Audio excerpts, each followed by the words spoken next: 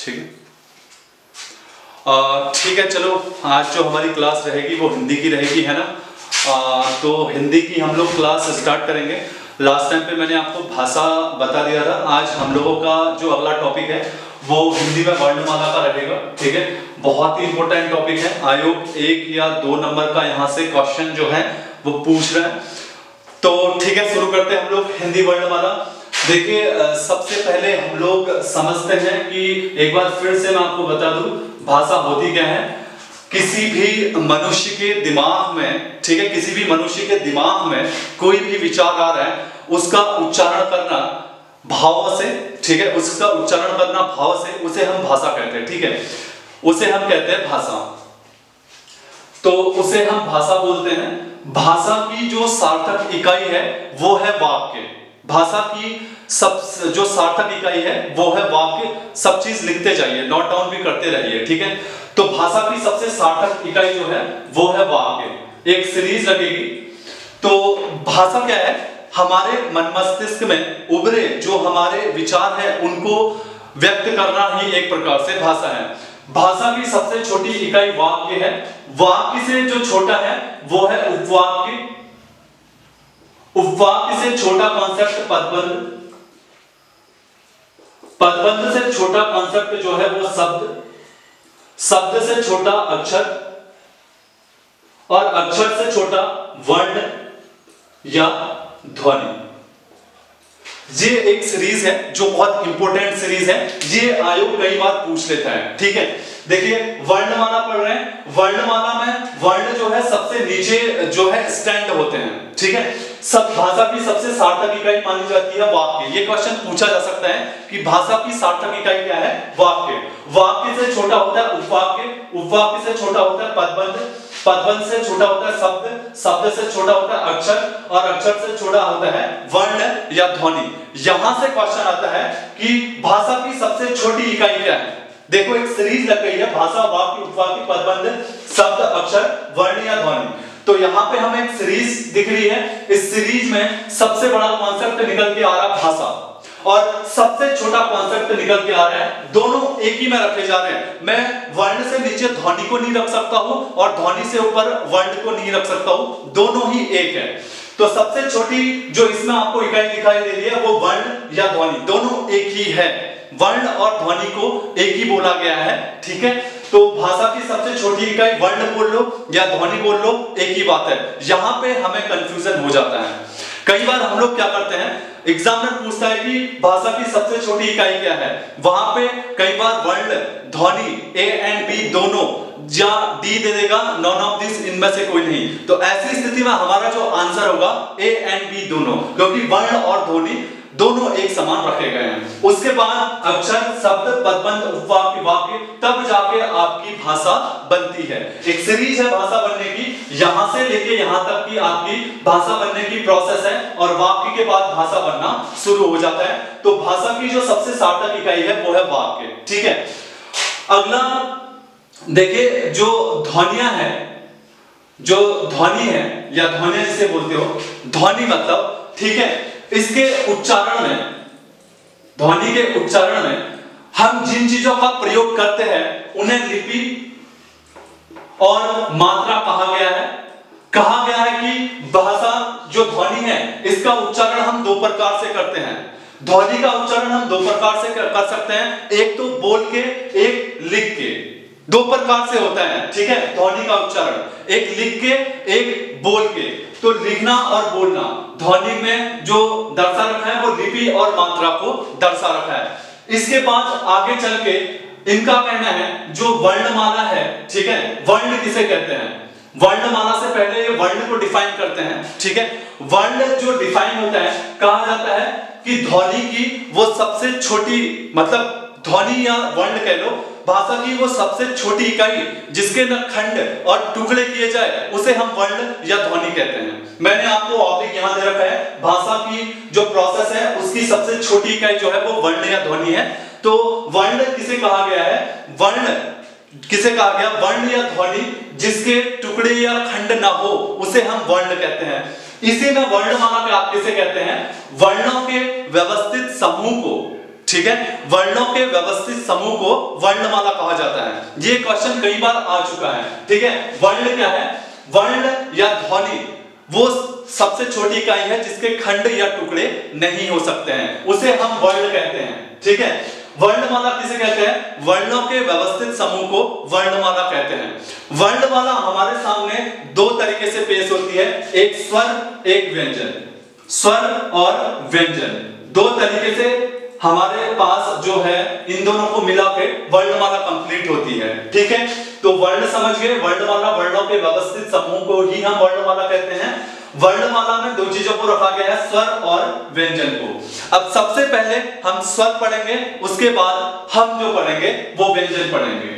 ठीक है, तो सबसे पहले हम स्वर की बात करते हैं। स्वर आज नए तरीके से बता रहा हूं। वर्गीकरण के आधार पर स्वरों को चार प्रकार से बांट रखा है। स्वर जो है वर्गीकरण के आधार पे ही हम पढ़ेंगे।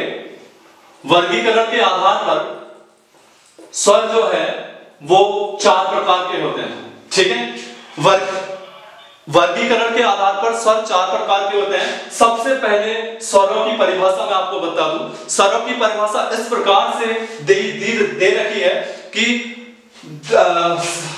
ध्वनि की वो सबसे छोटी इकाई, ध्वनि की वो सबसे छोटी इकाई जो हमारे मुख और विवर में, जो हमारे मुख और विवर में बिना रुकावट के निकलती है, उसे हम स्वर कहते हैं। स्वर की परिभाषा क्या है? जो हमारे मुख या जो विवर है उसमें बिना रुकावट के जो निकले उसे हम स्वर कहते हैं। ठीक है, बिना हमारे मुंह में या हमारे विवर में बिना रुकावट के जो शब्द या जो ध्वनियां निकलती है उन्हें हम स्वर कहते हैं। ठीक है, इसमें से और ऐसा स्वर है जिसमें किसी की भी सहायता नहीं होती है, सिंगल है। इसके बाद आ, ई, उ कुछ भी है वो डबल है और सिंगल लिया गया है।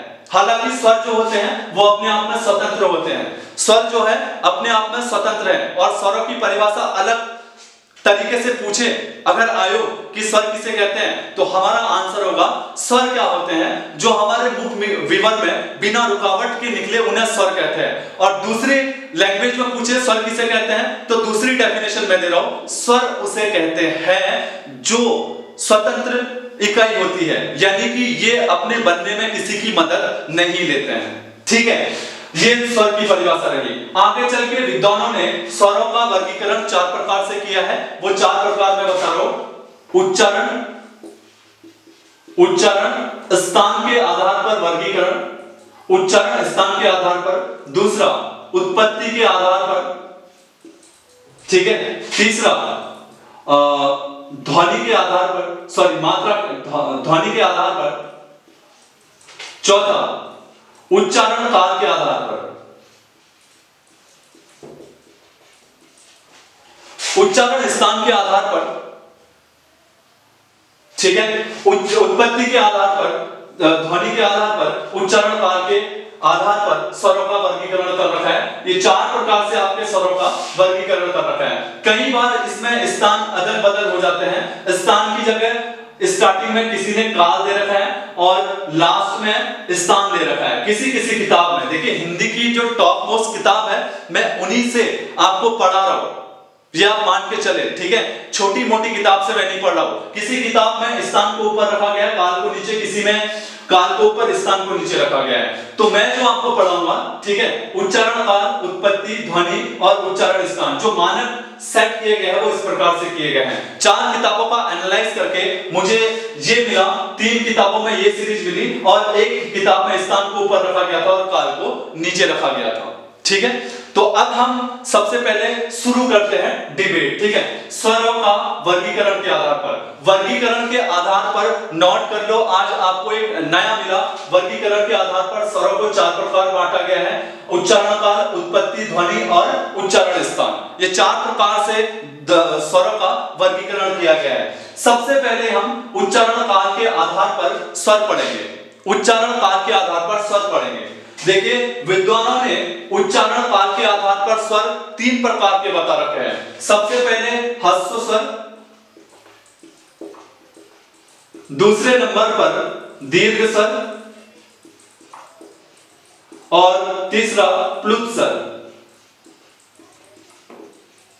पहले हम लोगों का जो बेस है वो हम लोग लूसेंट से क्लियर करते हैं।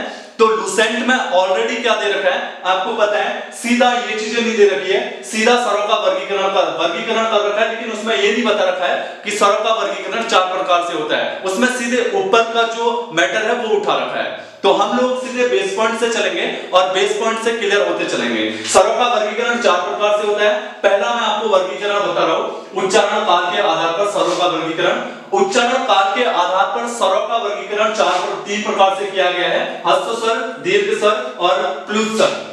देखिए ये 3 प्रकार से उच्चारण काल के आधार पे है। सबसे पहले ह्रस्व स्वर। ह्रस्व स्वर वो स्वर होते हैं जिनके उच्चारण में बहुत कम समय लगता है, ठीक है। ह्रस्व स्वर वो स्वर होते हैं जिनके उच्चारण में सबसे कम समय लगता है। तो वो कौन कौन से हैं? अ, ई, उ और री। ह्रस्व स्वर जो है जिनके उच्चारण में सबसे कम समय लगता है उन्हें हम ह्रस्व स्वर कहते हैं। वो है अ, ई, उ और री। ये है आपके ह्रस्व स्वर, ठीक है। दीर्घ स्वर, जिन स्वरों के उच्चारण में ह्रस्व स्वर से ज्यादा समय लगे, ठीक है, जिन स्वरों के उच्चारण में ह्रस्व स्वर से ज्यादा समय लगे उसे हम बोलते हैं दीर्घ स्वर। इसमें आते हैं आ, बड़ा ई, बड़ा उ, ए, बड़ा ऐ, ओ, औ। ये जो है आपके दीर्घ स्वर है, ठीक है। मैं पढ़ा रहा हूं स्वरों का वर्गीकरण। स्वरों को 4 आधारों पर वर्गीकरण कर रखा है। उसमें सबसे पहला वर्गीकरण है उच्चारण काल के आधार पर। उच्चारण काल के आधार पर स्वर 3 प्रकार के होते हैं, ह्रस्व स्वर, दीर्घ स्वर, प्लुत स्वर, ठीक है। अब मैं एक चार्ट आपको बता देता हूं जहां पे अ, तो अ, ई, उ, री उठाओ, ये है ह्रस्व स्वर, यानी इनके उच्चारण में बहुत कम समय लगता है। अब बचे आ, बड़ा ई, बड़ा उ, ए, ऐ, ओ, औ, ठीक है।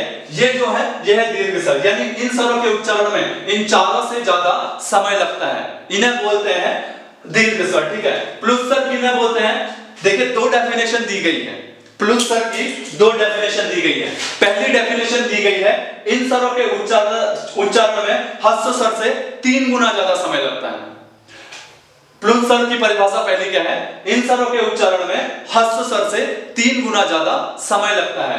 दूसरी परिभाषा है कि दीर्घ स्वर से ज्यादा समय लगता है किसमें? प्लुत स्वर। प्लुत स्वर क्या है? जिन स्वरों के उच्चारण में दीर्घ स्वर से ज्यादा समय लगे। दूसरी परिभाषा, प्लुत स्वर वो स्वर है जिनके उच्चारण में ह्रस्व स्वर से ज्यादा समय लगे। और प्लुत स्वर का जो ज्यादा यूज किया जाता है वो संस्कृत में किया जाता है, हिंदी लैंग्वेज में नहीं किया जाता है। समझ लो, प्लुत स्वर का जो ज्यादा यूज किया जाता है वो संस्कृत में किया जाता है, हिंदी में बहुत कम किया जाता है। प्लुत स्वर का जो आप कह सकते हो कि उच्चारण होता है या जिनका यूज होता है, ये हिंदी के जो नाटक होते हैं उनमें ज्यादा होता है। उसके अलावा कहा गया है कि हिंदी में प्लुत स्वर का जो उच्चारण होता है वो ना के बराबर होता है। तो प्लुत स्वर क्या है? जिनमें ह्रस्व स्वर से तिगुना उच्चारण में तिगुना समय लगे या दीर्घ स्वर से इनके उच्चारण में डबल समय लगे, इन्हें हम क्या बोलेंगे? प्लुत स्वर बोलेंगे, ठीक है। तो समझ में आया आपको? ह्रस्व स्वर क्या है? जिन स्वरों के उच्चारण में बहुत कम समय लगे, अ, ई, उ, री।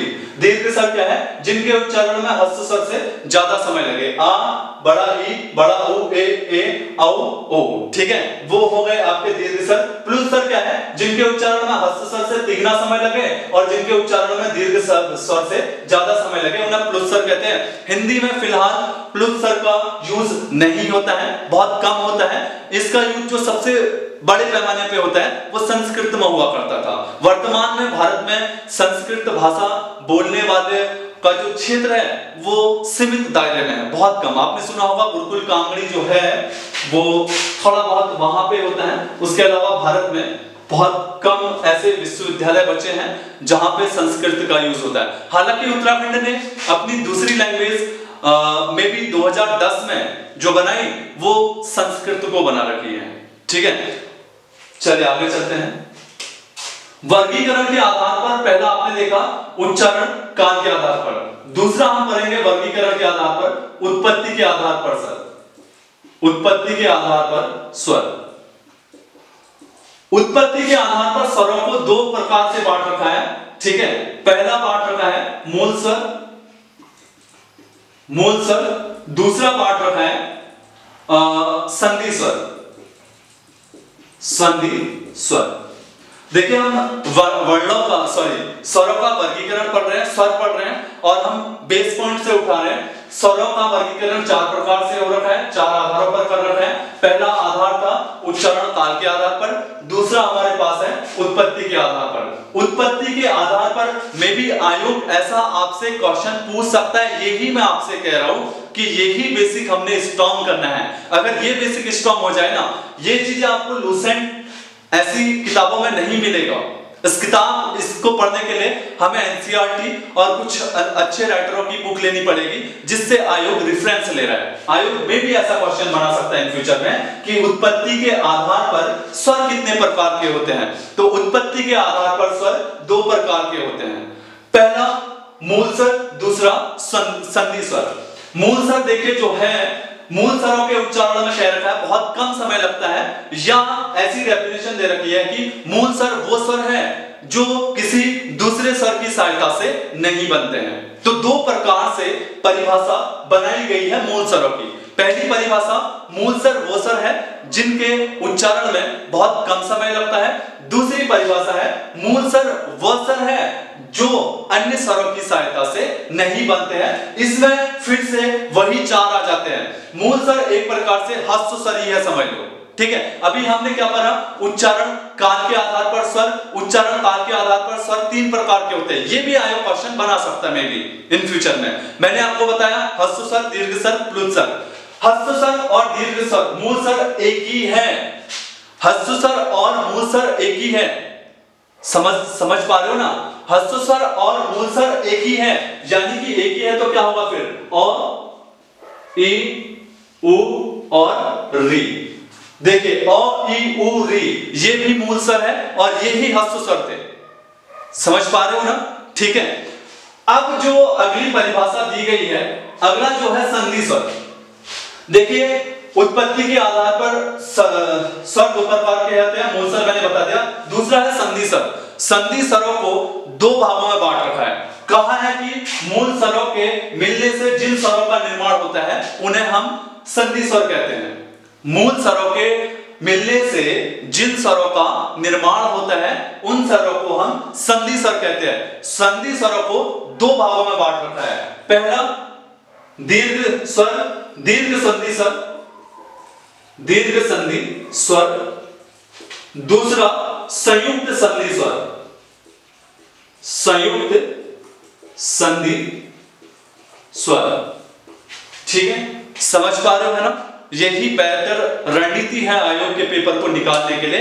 हम लोगों का ये वाला जो बेस है ना, वर्णमाला वाला, ये हमारा स्ट्रॉन्ग होना चाहिए, ठीक है।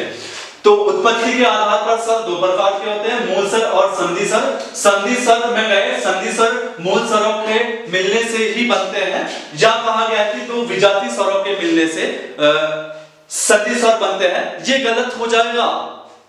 देखिए 2 विजातीय स्वरों के मिलने से जो संधि स्वर है वो नहीं मिलेंगे। क्यों, वो मैं आपको बता रहा हूं। क्योंकि संधि स्वर में 2 रखे गए हैं, एक दीर्घ संधि स्वर, एक संयुक्त संधि स्वर। दीर्घ संधि स्वर की क्या परिभाषा दी गई है, 2 समान जाति स्वरों के मिलने से जिन स्वरों का निर्माण होता है उन्हें दीर्घ संधि स्वर बोलते हैं। और यही कॉन्सेप्ट हमारा संधि पे लगेगा, समझ रहे हो, ठीक है। तो संधि स्वर की परिभाषा हम ये कहेंगे कि मूल स्वरों के मिलने से जिन स्वरों का निर्माण होता है उन्हें संधि स्वर कहते हैं। इनको 2 कैटेगरी में रखा गया है, दीर्घ संधि स्वर, संयुक्त संधि स्वर। दीर्घ संधि स्वर वो, इसकी डेफिनेशन क्या दी गई है, दीर्घ संधि स्वर वो स्वर है जिनका निर्माण समान स्वरों से मिलकर होता है। समझ में आया, समान स्वरों से मिलकर होता है। तो इसमें आ को रखा गया है, बड़ी ई को रखा गया है और ऊ को रखा गया है, बड़ा ऊ को रखा गया है, ठीक है।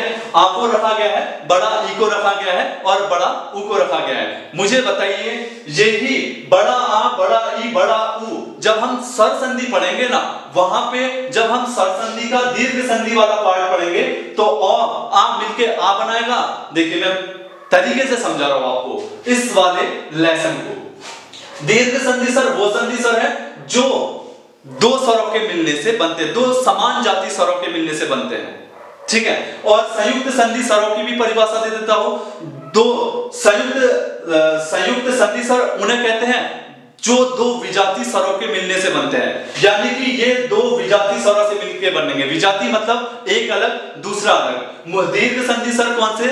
जो दो समान जाति के स्वरों से मिलेंगे। दो समान जाति के कौन से? अ मिला दो आ बन जाएगा, ई मिला दो बड़ा ई बन जाएगा, उ मिला दो बड़ा उ बन जाएगा। और दीर्घ संधि स्वर जो है हम संधि में भी पढ़ते हैं। जब हम संधि को तीन भागों में बांटते हैं, संधि तीन प्रकार की होती है, स्वर संधि, व्यंजन संधि, विसर्ग संधि। ठीक है, जब हम स्वर संधि पढ़ते हैं, स्वर संधि का पहला वाला पार्ट पढ़ते हैं, कौन सा? दीर्घ संधि। ध्यान से समझिएगा, स्वर संधि का पहला वाला पार्ट पढ़ते हैं दीर्घ संधि। देखिए दीर्घ संधि क्या होती है?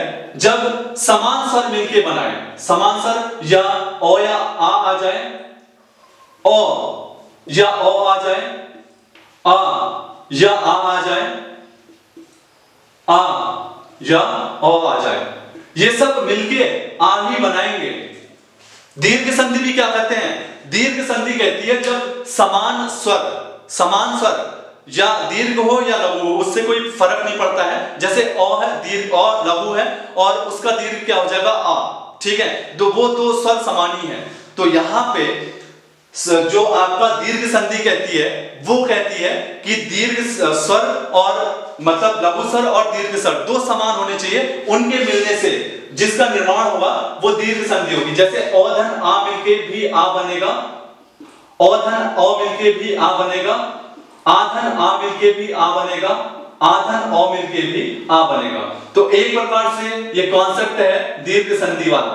मैं आपको क्या बता रहा हूं, जो दीर्घ स्वर है आप अपने दिमाग में बैठा लो कि वही हमारी दीर्घ संधि बनाएगी। हालांकि इसमें तीन दिख रहा है, लेकिन यहाँ पे चार फेसेस में टूटेगा। स्वर संधि का पहला रूल जो है, जो आ बनाने वाला है वो चार फेस में बटेगा। दूसरा भी बड़ा ई बनाने वाला भी चार फेस में जुड़ेगा। जुड़े रहे, मैं आपको संधि ऐसे पढ़ा दूंगा ना, ऐसे बताऊंगा कि जिंदगी भर आपको संधि में कंफ्यूज नहीं होगा। बस 10 दिन दे मुझे, 10 दिन में आपको पूरा क्लियर कर दूंगा कि संधि कैसे क्लियर होती है। ठीक है, कैसे मैं आपको बता रहा हूं। सपोज करो यहाँ पे ई है, यहाँ पे बड़ा ई आया, यहाँ पे बड़ा ई आया, यहाँ पे ई आया, यहाँ पे बड़ा ई आया, यहाँ पे बड़ा ई आया, यहाँ पे छोटा ई आया और यहाँ पे छोटा ई आया। ये सब मिलके चार कंडीशन है, बड़ा ई ही बनाएंगे, याद रखेगा। और दीर्घ संधि का एक कॉन्सेप्ट है कि उसमें बड़ा ही आएगा, छोटा नहीं आएगा, मतलब बड़ा स्वर आएगा। ठीक है, तो चलिए ये हम बाद में पढ़ेंगे। तो किसी भी संधि को हम जब पढ़ेंगे दीर्घ संधि में, इसके बाद ऊ वाला भी इन्हीं चार फेस में पड़ेगा। और यही चार स्टेप जो है संधि में हमें कंफ्यूज करते हैं। क्योंकि जैसे सपोज करो विद्यालय है, विद्यालय है, ये टूटा विद्या धन आलय। अब यहां पे जो धा बना वो हलंत वाला ध और आ से मिलके बना। आ तो आया ना, इसमें आ आया और ऑलरेडी यहां से आलय वाला आ रखा है, दोनों आ मिलके। देखिए रूल नंबर तीसरा देखिए यहाँ पे, तो मैंने लिखा रखा पहला रूल, दूसरा रूल और तीसरा रूल। तीसरा रूल भी कह रहा है कि आ और आ मिलके भी आ बनाएगा। तो तीसरा रूल विद्यालय में लगता है हमारा दीर्घ संधि वाला, क्योंकि यहाँ पे विद्या का आ और आलय का आ मिलके, दोनों आ मिलके इस आ का निर्माण किया है, ये ध्या वाला, विद्या वाला। तो थोड़ा चलो मैं बाद में संधि में बता दूंगा इन चीजों को आपको, है ना, बढ़िया से बताऊंगा, वहां पे कोई दिक्कत नहीं है। एक मैं हिंट दे रहा हूं कि इन टॉपिकों को